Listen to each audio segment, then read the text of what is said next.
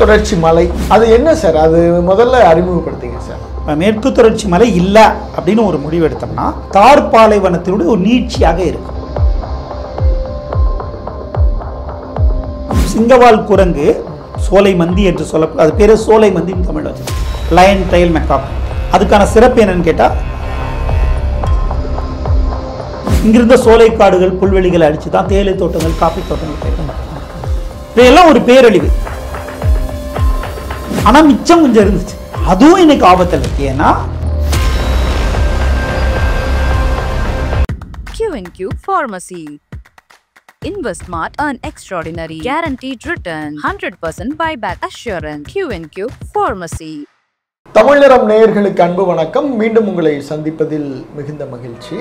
தமிழ் நிறம் இப்போ நிறைய களங்களை, வரலாறு, இயற்கை அப்படின்னு சொல்லிட்டு நிறைய தளங்களை நோக்கி பயணிக்க தொடங்கியிருக்கு. இன்றைக்கு இயற்கை, நம்முடைய மலை குறித்த மிகுந்த ஒரு ஆராய்ச்சி பூர்வமான நிறைய ஆய்வுகளை மேற்கொண்டு மேற்கு தொடர்ச்சி மலையினுடைய ஒரு மிகப்பெரிய அடையாளமாய் திகழ்ந்து கொண்டிருக்கிற ஓசை அமைப்பின் மிக முக்கியமான ஆய்வாளர், எங்கள் பெருமைக்குரிய ஓசை காளிதாஸ் அவர்கள் நம்மோடு இன்றைக்கு இணைந்திருக்கிறார். அவரிடம் இன்னைக்கு இந்த மேற்கு மலை குறித்து, அது எப்படி, அது இந்த நிலப்பரப்பிற்கு மேற்கு மலை எவ்வளவு முக்கியமானது அப்படின்னு குறித்து நம்ம அவரோட விவாதிக்க இருக்கிறோம். வாருங்கள் நேயர்களே, சாரை வரவேற்று நம்ம நிகழ்ச்சிக்குள்ள போகலாம். வணக்கம் சார். வணக்கங்க, மிக்க மகிழ்ச்சிங்க. வணக்கம் சார். தமிழ் நிறம் பொதுவாக நிறைய அரசியல் சார்ந்த விவாதங்கள் போகும்.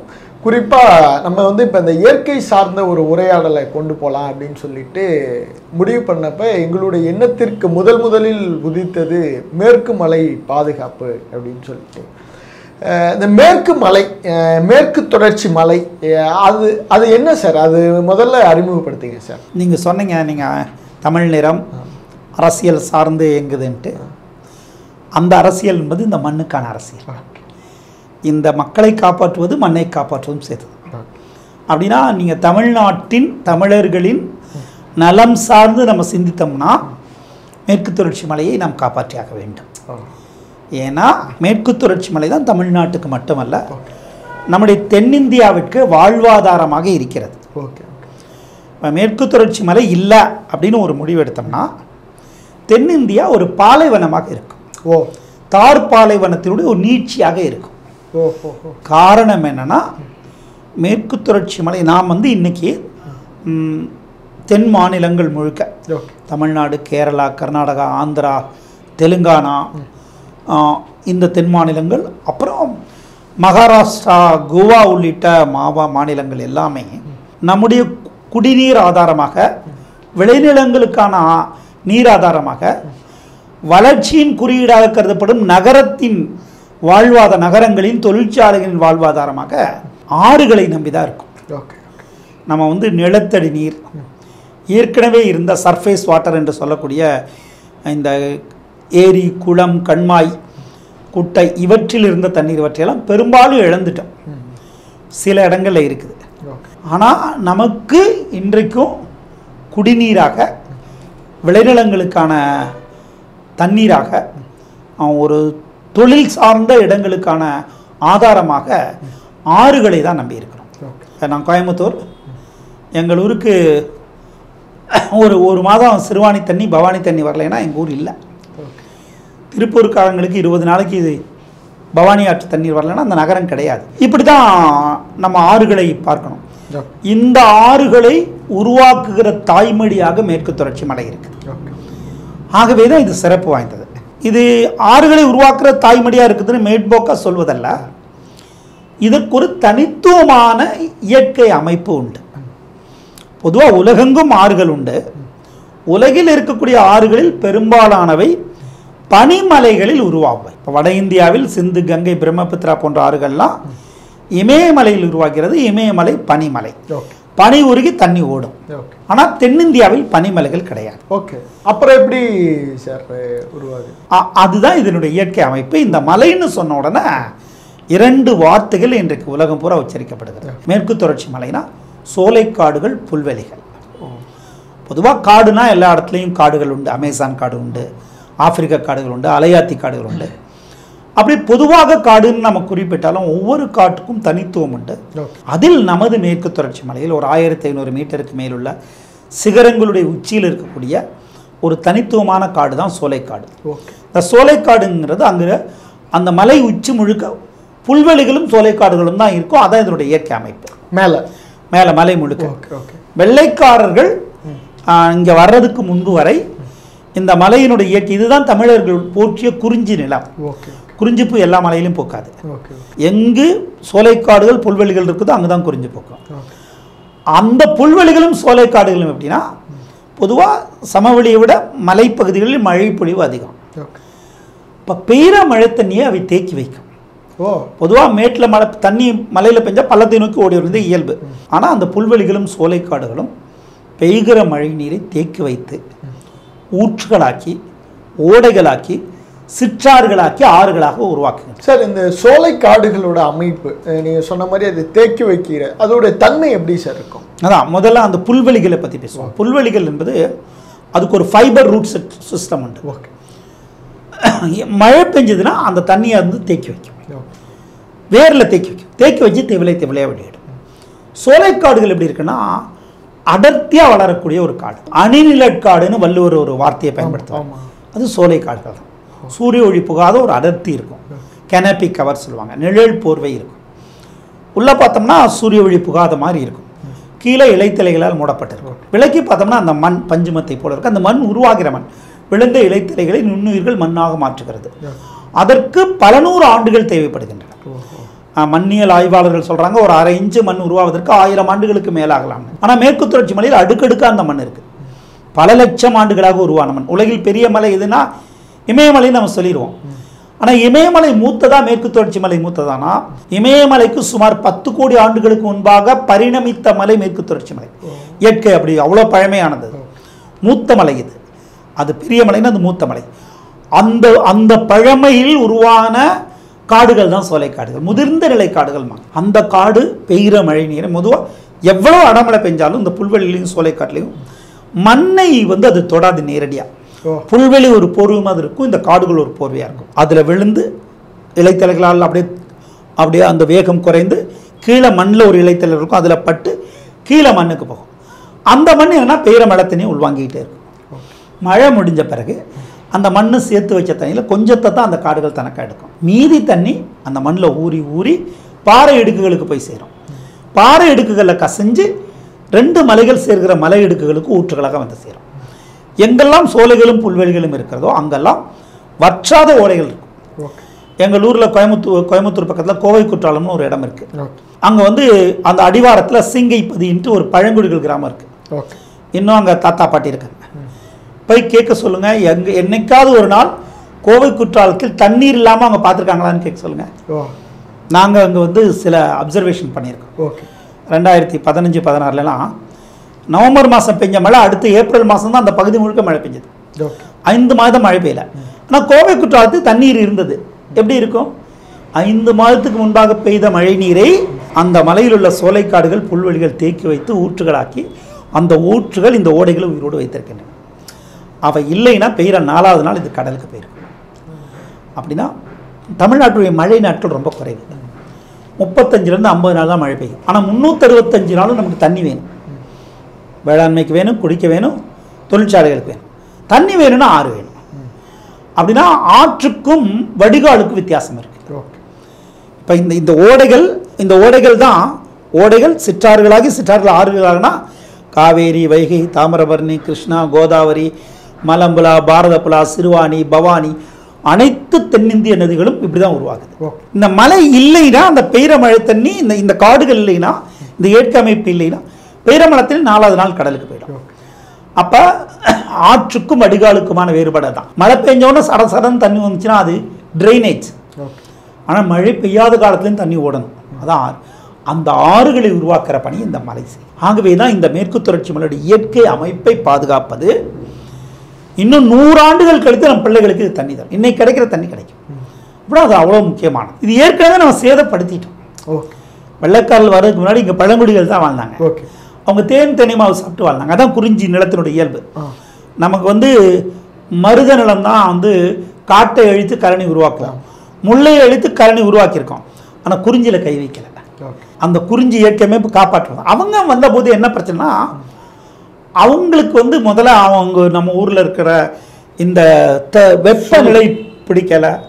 அவங்களுக்கு 10 மாதம் மழை பெய்கிற ஊர், நம்மளுக்கு 12 மாதம் வெக்க இருக்கும். மலையில் போய் குடியேறாங்க. 2வது தலைநகரமாக நீலகிரி ஊட்டியை மாற்றினாங்க. ஏன்னா அவங்க போகிற கிளைமேட் மாற்றினவங்க பண்ண தவறு என்னென்னா, இந்த இயற்கை அமைப்பை புரிந்து கொள்ள முடியல. Understanding the nature. அவங்க ஊர் மாதிரி புல்வெளிகள்னா வேஸ்ட்லேன்னு அவங்க பதிவு பண்ணாங்க. என் நதிகளுக்கு தாய்மடியான புல்வெளிகளில் யூக்கலிப்டஸ் வாட்டல் போன்ற அந்நிய கலை செடிகளை வந்து நட்டு வச்சாங்க. அதெல்லாம் பற்றி படர்ந்த தாவங்கள். அதை வந்து அதை அப்படியே அழிச்சிருச்சு. இங்கிருந்த சோலைக்காடுகள் புல்வெளிகளை அழிச்சு தான் தேயிலை தோட்டங்கள் காப்பி தோட்டங்கள் பயிரிடப்பட்டன. இதையெல்லாம் ஒரு பேரழிவு. இது ஆனால் 200 வருடங்களுக்கு முன்பு நடந்தது. அது அழிவு நம் காலங்காலமாக காத்த மழை அழிந்து இருக்கிறது. அது 200 வருடத்துக்கு முன்பு. ஆனால் மிச்சம் கொஞ்சம் இருந்துச்சு. அதுவும் இன்னைக்கு ஆபத்தில் இருக்கு. ஏன்னா இந்த தேயிலை தோட்டங்கள் காப்பி தோட்டங்களாக இன்னைக்கு கட்டிடமயமாகி வருகிறது, ரியல் எஸ்டேட் ஆகி வருகிறது. இது ஒரு பேராபத்தில் இந்த மலை இருக்குது. ஆகவே தான் இந்த மலையை காப்பாற்றணும்னு சொல்கிறேன். கண்டிப்பாக இப்போ நம்ம இந்த சோலைக்காடுகள் குறித்து பேசிகிட்டு இருக்கப்ப அதில் குறிப்பாக வாழ்கிற உயிரினங்கள், சோலைக்காட்டுக்குன்னு ஒரு நேச்சர் இருக்கும்ல சார், அது என்ன மாதிரி? அது நம்மளை பிரமிப்பு ஊட்டுற விதமாக இருக்கிற விஷயங்கள். இதை தாண்டி இப்போ நீங்கள் சொன்னதை தாண்டி சோலைக்காட்டுக்குன்னு ஒரு உயிர் சூழல் உண்டு. அது வந்து பொதுவாக ரெயின் ஃபாரஸ்ட் இக்கோசிஸ்டம்னு ஒன்று சொல்லுவாங்க. மழைக்காட்டின் உயிர் சூழல்ன்ட்டு. இந்த சோலைக்காடுகள் வந்து ஒரு ரெயின் ஃபாரஸ்ட். மழைப்பொழிவு அதிகமாக அந்த மலை உச்சியில் இருக்கிறனால இப்போ அண்மையில் இறந்து போன ஒரு ஆய்வாளர் டாக்டர் அஜித் குமார்னு அவர்லாம் இதை பற்றி ஆய்வு செய்திருக்காரு. அது அந்த உயிர் சூழல் தனித்துவமானது. சோலைக்காட்டில் சில சிங்கவால் குரங்கு சோலைக்காடுகள் மட்டும்தான் இருக்கும், அது வேற எங்கேயும் இருக்காது. சோலை மந்தி என்று சொல்லக்கூடிய, அது பேர் சோலை மந்தின்னு தமிழ் வச்சிருக்கு, லயன் டைல் மெக்காக்ன்ட்டு. அதுக்கான சிறப்பு என்னன்னு கேட்டால், தமிழ்நாடு கேரளா கர்நாடகா தவிர உலகில் வேற எங்கும் கிடையாது. தமிழ்நாடு கர்நாடகா கேரளாவிலையும் எல்லா இடத்துலையும் இல்லை, மேற்கு தொடர்ச்சி மலையில் தான் இருக்குது. மேற்கு தொடர்ச்சி மலையிலும் சோலைக்காடுகள் மட்டும்தான் இருக்குது. அப்போ அது வாழக்கூடிய சோலைக்காடுகள் அழிந்து போனால் சிங்கவால் குரங்குகள் இல்லாமல் போகும். அப்போ சிங்கவால் குரங்குகளை காப்பாற்றுகிறோம் எடுக்கிற முயற்சி சோலைக்காடுகள் காப்பாற்றுகிற முயற்சி. அதே போல தான் தமிழ்நாட்டின் மாநில விலங்கு வரையாடு. வரையாடு தமிழ்நாடு கேரளாவின் மேற்கு தொடர்ச்சி மலை தவிர உலகில் வேற எங்கும் கிடையாது. நம்முடைய இலக்கியம் வந்து வரையாடுகளை பதிவு செய்திருக்கு. அப்போ இருந்து இந்த ஆடுகள் பற்றி நாம் அறிவோம். இது தனித்துவமானவை. இந்த வகை இது எங்க இருக்குன்னு கேட்டால் புல்வெளிகளில் தான் இருக்கும். மலை உச்சி புல்வெளிகள், கிளிப்ஸ்ன்னு சொல்லுவாங்க. செங்குத்தான பாறைகள் புல்வெளிகள் இருந்த இடத்துல தான் அது இருக்கும். வரையாடுகளை பாதுகாக்க தமிழ்நாடு அரசு சிறப்பு திட்டம் கொண்டு வந்து இப்போது காப்பாற்றி வருகிறது. இந்த வரையாடுகளை பாதுகாப்பது என்பது வரையாடுகளை மட்டுமல்ல, அந்த உயிர் சூழலை, அந்த புல்வெளிகள் சார்ந்த உயிர் சூழல். அப்போ அதை காப்பாற்றுவது என் தண்ணீரை காப்பாற்றுவது. இப்படிதான் நம்ம புரிஞ்சுக்கணும். இதில் இதை தவிர இந்த மலைக்கு இன்னொரு சிறப்பு இருக்கு. பொதுவாக இயற்கை வந்து எல்லா இயற்கை அமைப்புகளும் முக்கியமானதான். ஆனால் உலகத்தில் ஒரு 36 இடங்களை குளோபல் பயோடைவர்சிட்டி ஹாட்ஸ்பாட்ஸ்ன்னு சொல்லுவாங்க. அரிய உயிர் சூழல் வளமை மிக்கது. இந்த ஹாட்ஸ்பாட்டுங்கிற வார்த்தை ஏன் சேர்க்குறாங்கன்னா, ரொம்ப நுட்பமானது. அது வந்து கொஞ்சம்னா சேதப்பட்டுரும், அது நுட்பமானது சேதப்படக்கூடாது அப்படிங்கிறதுனால தான் சொல்கிறாங்க. அப்படி 36 அடையாளம் காணப்பட்டது. அதில் இந்தியாவின் மேற்கு தொடர்ச்சி மலை, கிழக்கு இமயமலை, சுந்தர்பன் போன்ற இடங்கள்லாம் இருக்குது. ஆனால் அண்மையில் ஆய்வாளர்கள் இன்னொரு பட்டியலை வெளியிடுறாங்க. அது எப்படின்னு கேட்டால் குளோபல் பயோடைவர்சிட்டி ஹாட்டஸ்ட் ஹாட்ஸ்பாட். அரிதிலும் அரிதான நுட்பமான உயிர் சூழல் வளமை மிக்க இடங்கள். அப்படி உலகம் முழுக்க, இந்த பூமி முழுக்க 8 இடங்களை அடையாளம் காட்டுறாங்க. அந்த 8இல் மேற்கு தொடர்ச்சி மலை ஒன்று. அப்படின்னா அது எவ்வளோ முக்கியமானது. ஏன் அதை சொல்கிறாங்கன்னா, பொதுவாக ஒரு உயிர் சூழல் வளமையை வந்து 2 விதமாக குறியிடுவோம். ஒன்று பல்லுயிரிய செழுமை, அங்கே இருக்கக்கூடிய பயோடைவர்சிட்டி. இன்னொன்று அரிய உயிரினங்கள் இருப்பது. இது ரெண்டும். அதில் இன்னும் 3ஆவதாக குறிப்பிட்ட என்னன்னா, இந்த எண்டமிக் ஸ்பீசிஸ்ன்னு ஒன்று சொல்லுவாங்க. அந்த இடத்தை தவிர உலகில் வேறெங்கும் இல்லாத உயிரினங்கள். மேற்கு தொடர்ச்சி மலை எப்படின்னு கேட்டால் மிக அரிய உயிர்ச்சூழல் வளமை மிக்கது. ஏறக்குறைய அந்த பட்டியல் ரொம்ப மெர்சு. ஒரு 640 வகையான மரங்கள் மேற்கு தொடர்ச்சி மலையில் அடையாளம் காணப்பட்டது. அவற்றில் 360 வகையான மரங்கள் இந்த மலை தவிர உலகில் வேறெங்கும் கிடையாது. அந்த பட்டியல் அப்படி தான். தட்டான்கள், வண்ணத்து பூச்சிகள், இதில் இந்த இந்த மலைக்கு மட்டுமே உரிய பட்டியல் இருக்கு. அதெல்லாம் வேற எங்கேயும் கிடையாது. ஆகவே தான் இந்த உயிர் சூழல் ரொம்ப ரொம்ப முக்கியமானது. இங்கே அழிந்து போனால் வேற எங்கும் இருக்காது. இப்போ நம்ம வந்து நீலகிரிக்கு போகிறோம். நீலகிரிக்கு போனோம்னா boat house, botanical garden, rose garden இதனை பார்த்துட்டு ஊட்டியை பார்த்துட்டு வந்துடும்னு சொல்லிடுறோம். பார்க்கலாம். ஆனால் இந்த அமைப்பு உலகத்தில் எல்லா இடத்துலையும் இருக்கும். எல்லா இடத்துலையும் ஒரு தாவர பூங்கா இருக்கும், போட் ஹவுஸ் எல்லாம் இருக்கும். ஆனால் அங்கே நீலகிரி லாஃபிங் த்ரஸ்னு ஒரு பறவை, அந்த தொட்டபெட்டாவுக்கு போனீங்கன்னா அந்த ஏரியாவில் இருக்கும். ஒரு அழகான ஒரு ரீங்கார பூங்குருவி. அது நீலகிரி சுற்றியுள்ள பகுதிகள் தவிர உலகில் வேற எங்கும் கிடையாது. அப்போ அதுதானே முக்கியம். அங்கே வந்து இப்படி அங்கே இருக்கக்கூடிய கருங்குரங்கு, 2 விதமான குரங்கு இருக்கு. அது நீளமான வால் உள்ள குரங்கு லங்கூர்பாங்க. இங்கே 2 விதமான லங்கூர் இருக்கு. அதில் ஒரு லங்கூர் வந்து நீலகிரி லங்கூர்னே அதுக்கு பேர். ஏன்னு கேட்டால் பெரும்பாலும் நீலகிரியிலுக்கு மேற்கு தொடர்ச்சி மலை தவிர அது வேற எங்கேயும் கிடையாது. அப்போ அதை பார்த்தா இது எங்கள் ஊரை தவிர எங்கேயும் இல்லைன்னு சொல்லணும். சிங்கவால் குரங்கு வந்து வால்பாறைக்கு போனீங்கன்னா சிங்கவால் குரங்கு வரையாடும் போகிற வழியிலேயே பார்க்கலாம். இது என் மண்ணில் மட்டுமே உள்ள விலங்கு. இப்படி ஒரு பெருமிதம் கொள்ளணும். நம்ம பெருமிதத்துக்குரியது. அதே போல தான் இந்த உலகம் பூரா சில கரிஸ்மேட்டிக் ஸ்பீசிஸ்ன்னு சொல்லுவாங்க, முக்கியத்துவம் வாய்ந்த ஒரு உயிரினங்களை கொண்டாடுகிறது. அவற்றில் முதன்மையானதாக புலிகள். புலிகளை பற்றிய கணக்கெடுப்பு என்ன சொல்லுதுன்னா, காட்டில் புலிகள் அதிக எண்ணிக்கையில் வாழ்வது இந்தியாவில் தான். உலகத்தில் இந்தியாவில் எவ்வளவு புலி இருக்குன்னா அதிகமாலாம் கிடையாது. போன நூற்றாண்டுடைய தொடக்கத்தில் 40,000க்கும் மேற்பட்ட புலிகள் இருந்திருக்கலாம் அப்படின்னு ஒரு மதிப்பீடு இருக்குது. ஆனால் இப்போ 3600 புலிகள் தான் இருக்குது. இங்கே தான் உலகத்தில் அதிகமான எண்ணிக்கை இருக்குது. மொத்தம் மீதி பார்த்தீங்கன்னா உலகத்தில் வாழும் காட்டில் வாழும் புலிகளில் 80 விழுக்காடு இந்தியாவில் தான் இருக்குது. அதில் ஒரே காட்டில் அல்லது ஒரே லேண்ட்ஸ்கேப்னு சொல்லுவாங்க, வாழ்விடத்தில் அதிக எண்ணிக்கையில் புலிகள் வாழ்வது மேற்கு தொடர்ச்சி மலை. உலகில் அதிக எண்ணிக்கையில் புலிகள் வாழும் ஒரு இடம்னா மேற்கு தொடர்ச்சி மலை. இந்த பயோடைவர்சிட்டியில் புலியோட ரோல் ரொம்ப முக்கியமானது அப்படின்னு சொல்லுவாங்க. இந்த உயிர் சூழலில் புலியுடைய முக்கியத்துவம் என்ன சார்? அதெல்லாம் இந்த பல்லுயிரியத்தை பற்றி சொல்கிற போது ஒரு விஷயத்தை சொல்லணுங்க. இந்த இயற்கை பரிணமித்த எல்லா உயிர்களும் முக்கியமானது. அங்கேருந்து தான் நம்ம ஆரம்பிக்கிறோம். எதுவும் கீழே மேலே ஒன்னொன்றுக்கும் ஒரு பெரும் பங்களிப்பு உண்டு. பங்களிப்பு என்னன்னு நமக்கு தெரியாமல் தெரியும். ஒரு ஆலமரம் பெருசு, ரொம்ப பெருசு. ஆலமரத்தை பார்த்தா பிரமிப்படைவோம். அதை கீஸ்டோன் ஸ்பீசஸ்ன்னு சொல்லுவாங்க. பல உயிர்களை வாழ வைக்கும். ஆனால் அந்த ஆலமரத்துக்கு வாழ்வு தருவது என்னன்னு கேட்டால் ஒரு சின்ன குழவி, ஃபிக் வாஸ்ப்னு அதை சொல்லுவாங்க, ஆலங்குழவி. அந்த குழவி ஆலம் பூக்களில் தேனெடுக்க வரும், உணவுக்காக வரும். அந்த குழவி வந்தாதான் அந்த பூவில் மகரந்த சேர்க்கை நடக்கும். அப்போதான் அந்த பூ காய்க்கும், கனியாகும், இன்னொரு விதை முளைக்கும். அப்படின்னா சின்னது பெருசுங்கிறதெல்லாம் கணக்கில்லை.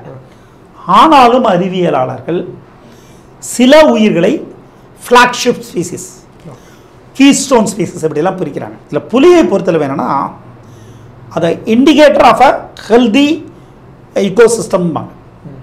ஒரு உயிர் சூழலில் வளமை குறியீடாக புலி பார்க்கப்படுகிறது. ஒரு காட்டில் 10 புலி இருக்குன்னு சொல்கிறாங்கன்னு வச்சுக்கோங்க, நம்ம அங்கே போகவே வேண்டாம். 10 புலி இருக்குதுன்னு உறுதியாச்சுன்னா அந்த காடு நல்லா இருக்குன்னு சொல்லிடலாம். எப்படி புலி இருந்தால் நல்லா இருக்குன்னு சொல்லலாம்னா, புலி இருக்குதுன்னா, புலி வாழுதுன்னா அதுக்கான உணவு இருப்பதாக அர்த்தம். புலியினுடைய உணவு என்ன? மான்கள், பெரும்பாலும் மான்கள். ஒரு புலிக்கு எவ்வளோ மான் வேணும்னா, ஒரு மானை அடிச்சுன்னா ஒரு வாரம் வச்சு சாப்பிடும். அப்போ ஒரு 50-60 மான் இருந்தால் ஓராண்டுக்கு ஒரு புலி வாழ்ந்துருமானா வாழ முடியாது.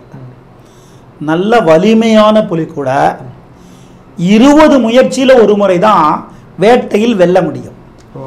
புலி போய் நின்னோன்னா மான் வந்து டேக் மீன் கழுத்தை நீட்டிட்டு நிற்காது. 20 முயற்சிகள், குறைந்தபட்சம் 20 முயற்சிகள் சராசரியாக.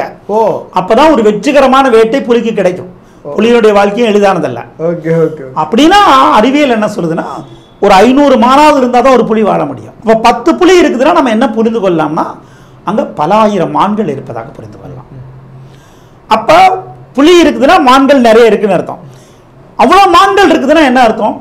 மான்களுக்கான உணவு இருக்குன்னு அர்த்தம். ஒரு உயிர் சூழல், அங்கே தாவர செழுமை இருக்குதுன்னு அர்த்தம். அப்போ தாவர செழுமை இருக்கிற இடத்துல மான் வாழும், மான்கள் இருக்கிற இடத்துல புலி வாழும்னா, புலியை காப்பாற்றுவது என்பது அந்த அந்த உயிர் சூழலை காப்பாற்றுறது. இப்படிதான் புரிந்து கொள்ளணும். இண்டிகேட்டர் ஆஃப் அ ஹெல்தி ஃபாரஸ்ட்னா அந்த உயிர் சூழல் பிரமிடில் வந்து மேலே புளியை வைப்போம். அது அடுக்கடுக்கு கீழே புல்வெளி மேலே புலினா இடையில பல விலங்குகள் உண்டு. ஆனால் புலி மேலே இருக்குது. புலியை காப்பாற்றுறது கீழே இருக்கிறது எல்லாத்தையும் காப்பாற்றணும். அப்படி தான் பார்க்கணும். அதனால தான் புலி உயிர்ச்சூழல் குறியீட்டில் இப்போ டைகர் ரிசர்வ் புலிகள் காப்பகங்கள்னா அது புலியை மையமானதல்ல, அந்த நிலப்பரப்பை மையமாக்கியது, அங்குள்ள உயிர்களை மையமாக்கியது. அந்த நிலப்பரப்பை காப்பாற்றுவதன் மூலமாக அதில் எல்லாத்தையும் காப்பாற்றலாம். இப்போ அகத்திய மலை அது வந்து தமிழ்நாட்டில் களக்காடு முண்டந்துறை புலிகள் காப்பகம். அங்கே தான் தாமிரபரணி உருவாகுது, அங்கே தான் கோதையாறு உருவாகுது. தென் தமிழகத்தின் வாழ்வாதாரமாக இருக்கக்கூடிய எல்லா ஆறுகளும் அங்கே தான் உருவாகுது. அப்போ அந்த ஆறுகளை காப்பாற்றணும்னா அந்த காடுகளை காப்பாற்றணும். காடுகளை காப்பாற்றுவதன் மூலமாக தான் புலியை காப்பாற்ற முடியும். புலியை காப்பாற்ற எடுக்கிற முயற்சி காட்டை காப்பாற்றும், இந்த தண்ணீரை காப்பாற்றும். இப்படிதான் அந்த உயிர் சூழலில் புலிகளுடைய பாதுகாப்பை நம்ம புரிந்து கொள்ளலாம். தொடர்ந்து நம்ம இந்த சூழலியல் சார்ந்த நிறைய விவாதிப்போம். உங்கள் வாய்ப்பிற்கும் இந்த நேரத்திற்கும் நெஞ்சார்ந்த நன்றிகள் சார். மிக்க மகிழ்ச்சி. Q&Q Pharmacy. Services available: medicine, optical, diagnostics, audiology. Q&Q Pharmacy.